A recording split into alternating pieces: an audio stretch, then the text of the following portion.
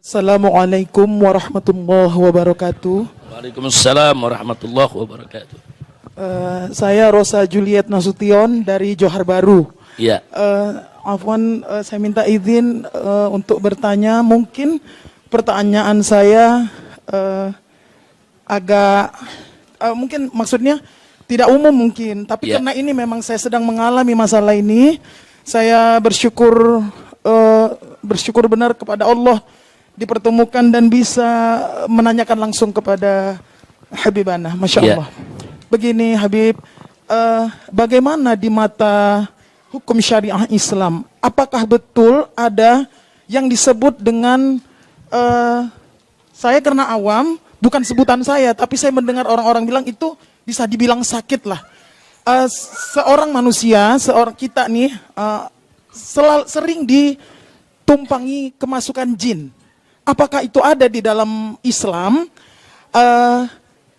Ya, kalau bahasa awam kita tuh kesurupan ya. Tapi ini sering-sering jadi orang yang melihat menyebutnya itu sakit gitu. Terus saya ini dialami anak kandung saya nomor 1 sudah hampir 3 tahun ini. Pertama-tama sekali tahun 2020 itu saya bacakan Al-Baqarah secara langsung, syariah ruqyah mandiri lah ya. Saya bacakan Quran, anak saya pun ikut saya bacakan Quran. Pokoknya menjaga wudhu segala macam. Tapi sampai detik ini belum betul-betul hilang gitu. Saya hanya untuk memastikan itu betulkah di dalam Islam ada yang disebut penyakit seperti itu. Terus apakah boleh meminta bahasa awam lagi karena saya tidak mengerti secara hukumnya. Apakah boleh dalam Islam meminta doa kepada orang-orang yang kalau kita sebutnya seperti ustadz atau yang lebih karomah lah begitu, Habib. Demikian Habib, terima kasih sebelumnya, Masya Allah. Assalamualaikum warahmatullahi wabarakatuh. Waalaikumsalam warahmatullahi wabarakatuh. Bagus, satu pertanyaan yang cukup fokus dan serius. Dan ini penting buat kita semua. Ibu-ibu yang saya cintai, sebetulnya setiap manusia itu dengan keadilan Allah Subhanahu wa Ta'ala. Sebelum saya jawab soal kesurupan, kerasukan, sebetulnya setiap manusia itu dengan keadilan Allah Subhanahu wa Ta'ala, di dalam dirinya ada 4 kekuatan. Yang 2 kekuatan menguntungkan, yang 2 kekuatan merugikan. Ini dibahas oleh Al-Imam Al-Ghazali radhiyallahu ta'ala anhu dalam kitab Ihya Ulumuddin dan beberapa kitab lainnya. 2 kekuatan yang menguntungkan itu adalah pertama al-aqlu, akal.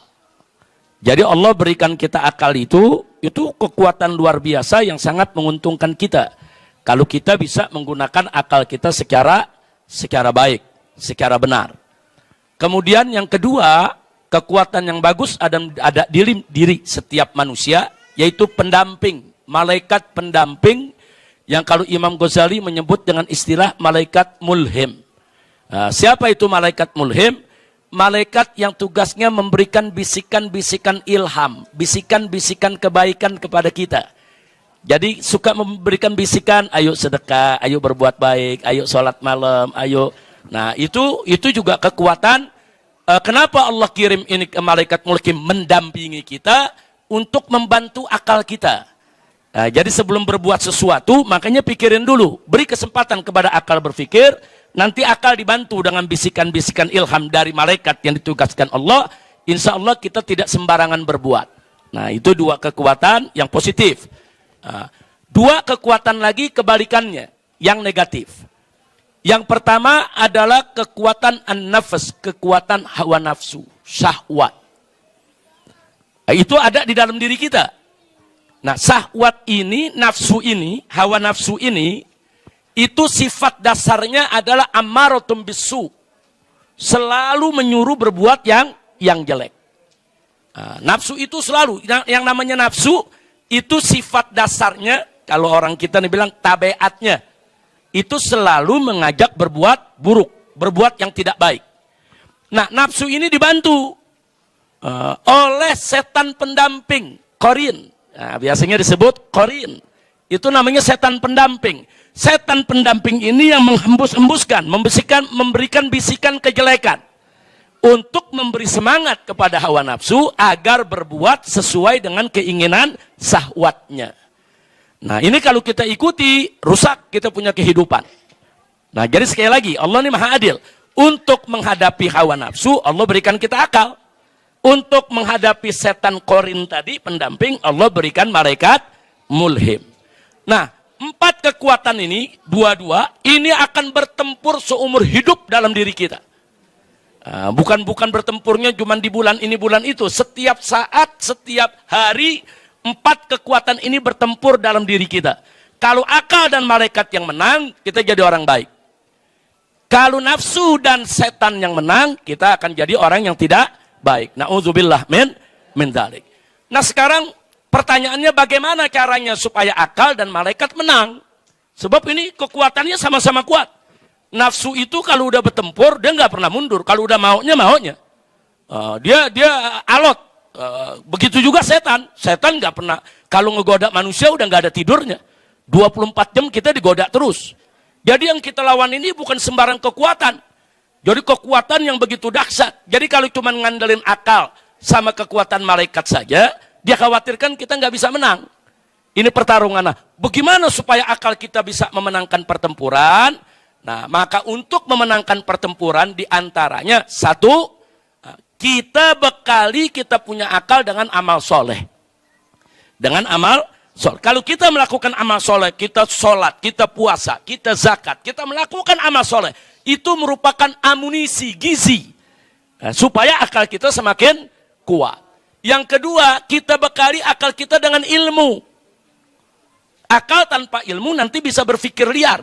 Makanya ibu jangan kaget, kadang-kadang ada orang gelarnya sederet. Profesor, doktor, LC, MA, MPD, dan lain sebagainya.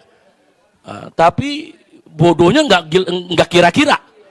Artinya bodohnya nggak kira-kira, kadang-kadang gelarnya sederet, tapi dia hina Islam, dia hina syariat, dia hina Nabi. Padahal gelarnya sederet. Padahal dia kalau bicara akal, dia orang pintar, bukan orang bodoh. Saudara, dia orang pintar, tapi dia bukan orang bodoh. Ya, dia ada ilmu, tapi ilmunya nggak manfaat. Nah, kenapa? Karena nggak didukung dengan amal soleh. Jadi nggak cukup ilmu dan akal saja. Ilmu, akal, harus ada iman dan amal soleh. Nah, kalau kita ada iman, ada amal soleh, ada ilmu, insya Allah akal kita akan kuat. Akal kita akan bertempur habis-habisan untuk menundukkan hawa nafsu nggak bisa dibunuh. Hawa nafsu nggak bisa dibunuh. Hawa nafsu itu harus ditaklukkan, dikendalikan.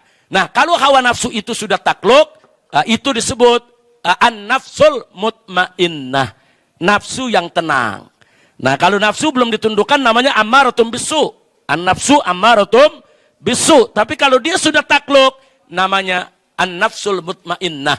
Nah, kalau dia sudah tenang dan pada akhirnya dia betul-betul tunduk hanya ingin ibadah, sampai nafsunya hanya ingin ibadah saja. Jadi bukan sekedar takluk, tapi sudah ngikuti, yaitu ilmu, iman, dan akal. Maka nafsu tadi menjadi nafsu radiyatam mardiyah. Jadi nafsu itu macam-macam. Ada ammaratum bisu, ada nafsu yang mutmainnah, ada nafsu yang radiyah, ada nafsu yang mardiyah. Kira-kira jelas gak ibu? Nah tadi dikupas oleh saya punya putri, yaitu Syarifah Mumtaz Syihab. Beliau tadi mengatakan kepada kita tentang zikir. Tadi kan ada bicara soal zikir. Dan beliau tadi, saya punya putri ini, Mumtaz, menyampaikan satu ayat firman Allah yang berbunyi, ala bidzikrillahi tatmainnul qulub. Jadi ingat, bahwa zikir kepada Allah itu bisa menenangkan hati. Jadi zikir kepada Allah itulah sebagai amunisi akal kita dalam bertempur menaklukkan hawa nafsu. Semakin bagus zikir kita, semakin banyak, semakin berkualitas, akal iman kita akan semakin kuat, dan hawa nafsu tidak akan pernah bisa untuk menguasainya. Nah, kira-kira jelas ya. Nah, sekarang kita cerita soal kemasukan jin, kesurupan. Jadi jangan kaget kalau ada jin itu bisa masuk ke diri kita, karena dalam diri kita udah ada temennya. Kan udah ada temennya tadi, setan apa namanya? Setan korin. Saudara, jangan kaget kalau ada jin dari luar mau masuk ke dalam tubuh kita. Kalau setan korinnya kuat menguasai kita.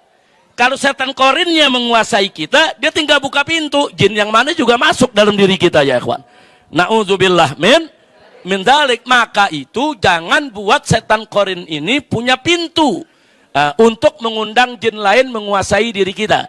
Nah makanya kalau kita nggak meninggalkan sholat 5 waktu, zikir kita kuat, kita baca rotib, baca hizib, baca wirid, insya Allah tidak akan kesurupan, tidak akan kerasukan, tidak akan kemasukan jin yang lain manapun. Sebab jin akan merasa kepanasan manakala masuk ke dalam tubuh kita, sementara diri kita banyak berzikir, banyak wirid, dan nggak pernah meninggalkan sholat. Kira-kira jelas ibu ya?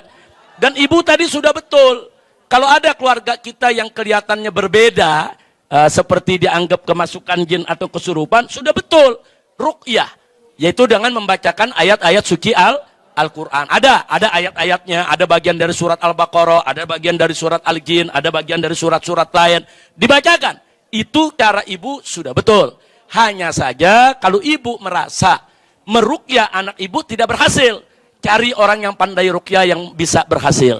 Biasanya ahli-ahli ruqyah yang kita cari yang akhlaknya bagus, bukan sekedar dia bisa baca aja, bukan. Maaf, ahli ruqyah kalau nggak bertakwa kepada Allah, nanti bisa juga ngambil kesempatan dalam kesempitan. Nah itu yang kita mesti waspada.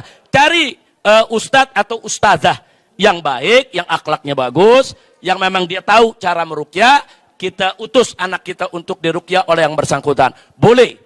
Jadi ilmu ruqyah itu adalah ilmu yang diajarkan oleh Nabi kita Sayyiduna Muhammad sallallahu alaihi wasallam. Nah sekarang pertanyaannya, bagaimana kalau kita minta doa kepada habaib, kepada kiai, kepada ustadz? Boleh, itu ajaran Nabi. Jangankan kita bu ya, Nabi alaihi salatu wasallam suatu ketika Sayyidina Umar Ibnul Khattab radhiyallahu ta'ala anhu pengen menunaikan ibadah umrah. Saat itu Nabi nggak pergi umrah, Sayyidina Umar yang mau umrah. Apa kata Nabi kepada Sayyidina Umar? Nabi mengatakan kepada Sayyidina Umar, la tansani fid du'a ya ukhayya. Jangan kau lupakan aku dalam doamu, wahai Umar. Subhanallah. Wahai saudaraku Umar, jangan kau lupakan aku dalam doamu. Padahal kan Nabi nggak butuh doa dari sahabatnya, Nabi nggak butuh doa dari umatnya. Nabi udah dapat limpahan rahmat luar biasa dari Allah. Tapi kenapa Nabi masih nitip doa? Jangan lupa. Ingat-ingat kita dalam doa ente. Nah ini makanya di sini perlu kita tahu bahwa Nabi dalam hal tersebut bukan butuh daripada doa kita, tapi Nabi mendidik dan mengajarkan kita. Kalau ada orang pengen umroh, minta doanya. Kalau ada orang pengen haji, minta doanya. Kalau ada orang-orang yang ingin musafir, doanya gobol, minta doanya. Nah kalau Nabi aja minta doa para sahabat, kenapa kita sombong nggak mau minta doa? Jadi minta doa kepada orang lain, ibu, itu ajaran Islam. Siapa bilang kita nggak boleh minta doa? Boleh. Minta doa kepada ustazah, minta doa kepada ustadz, minta doa kepada habaib, minta doa kepada kiai, minta doa kepada orang-orang soleh. Tapi jangan lupa, sebetulnya ada doa yang gobol di rumah kita yang Allah nggak bakal tolak, yaitu doa ibu kita. Jangan kita repot nyari-nyari doa ke sono kemari, keliling ke sana kemari. Ibu kita lupakan di samping kita. Padahal kita punya ibu, kita punya ayah yang ada di rumah kita, doanya untuk anak nggak ada hijab. Nah, jadi sekali lagi sebelum kita keliling doa kemana-mana, minta dulu doa kepada ayah dan ibu. Insya Allah, mudah-mudahan anak ibu Allah kasih sehat, sembuh, dan ibu-ibu di sini nggak usah khawatir dengan hal-hal yang sedemikian rupa. Semua bisa kita atasi, yaitu dengan jangan tinggalkan sholat 5 waktu, jangan tinggalkan puasa Ramadan, jangan berbuat maksiat. Dan ada waktu-waktu tertentu Nabi memberi isyarat. Kalau maghrib tutup pintu rumah, masukkan anak-anak ke rumah. Itu ada hadisnya. Jadi kata Nabi jangan anak-anak itu dibiarkan berkeliaran di luar. Kenapa? Karena saat itu setan lagi lalu lalang. Jin lagi lalu lalang. Itu ada hadisnya ibu. Nah jadi kalau anak-anak yang suka keluar maghrib main, ya hati-hati aja. Kalau dia kesambet, dia sawan, dia kesurupan, ya pantas saja. Karena nggak melaksanakan ajaran ibu. Pokoknya kalau udah azan maghrib, masukin itu anak cucu semua ke dalam rumah. Udah jangan ada yang keluar. Tutup pintu rumah, suruh dia sholat maghrib, suruh dia ratiban, suruh baca Quran, paling enggak sampai isya. Nanti maghrib sampai isya, TV, radio, apa semua matiin. Jangan ada yang berbunyi. Dulu di Jakarta begitu, Bu. Dulu zaman saya kecil lagi nih, kalau udah maghrib di dalam rumah itu tiap rumah yang kedengeran orang ngaji. Yang baca Quran, yang baca ratib. Kalau sekarang begitu azan maghrib tiap rumah yang kedengeran, yang dangdutan, yang rokan, wah udah macam-macam. Nah ini mesti kita rubah. Jadi maghrib tutup, tunjukkan ciri kita sebagai masyarakat Islam. Masyarakat Islam itu bagaimana? Oh maghrib, sholat, kunci pintu, masukin anak-anak kecil. Jangan sampai anak kita kena gangguan setan atau jin yang ada di luar rumah ketika itu. Ini Nabi yang ngajarkan, suruh masuk itu anak-anak ke dalam rumah. Nah karena itu ibu jangan dikit-dikit kalau kita ngomong begitu orang tua, wah itu takhayul, wah itu khurafat. Enggak, ada hadisnya. Kalau anak kecil disuruh masukkan setiap maghrib. Kira-kira jelas ibu ya? Mudah-mudahan kita semua, ibu-ibu, putra-putrinya semua dijaga oleh Allah. Dijauhkan dari iblis yang terkutuk. Dijauhkan dari gangguan setan, gangguan jin, dan dijauhkan dari gangguan ain. Ibu, di dalam hadis itu ada yang namanya gangguan ain. Ain itu, penyakit ain itu, makanya kalau ibu punya anak atau cucu yang lucu, yang bagus, jangan terlalu sering dipertontonkan depan orang. Hati-hati, nanti ada orang punya kekuatan mata yang bagaimana, itu bisa menimbulkan penyakit di anak kita. Nah kemudian, kalau anak-anak kita dipuji orang, anaknya bagus, cucunya pinter, jangan lupa katakan Masya Allah. Nah, katakan Masya Allah. Supaya apa? Masya Allah itu untuk mencegah. Jangan sampai anak kita kena omongan orang. Itu akhlak Islam. Nanti insya Allah di majelis ini kita tunjukkan bagaimana akhlak-akhlak Islam itu yang seperti tadi, yang orang pikir itu bid'ah khurafat, ternyata ada dalilnya dari Nabi kita Sayyiduna Muhammad Sallallahu Alaihi Wasallam. Jelas ibu ya? Taib, saya pikir cukup karena sudah mau masuk waktu asar. Sudah masuk waktu